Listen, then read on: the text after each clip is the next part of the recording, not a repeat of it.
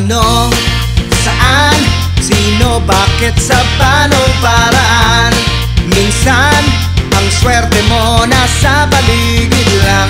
Ang buhay ay ganyan, nasa palad mo ang pagbabago ng takbo.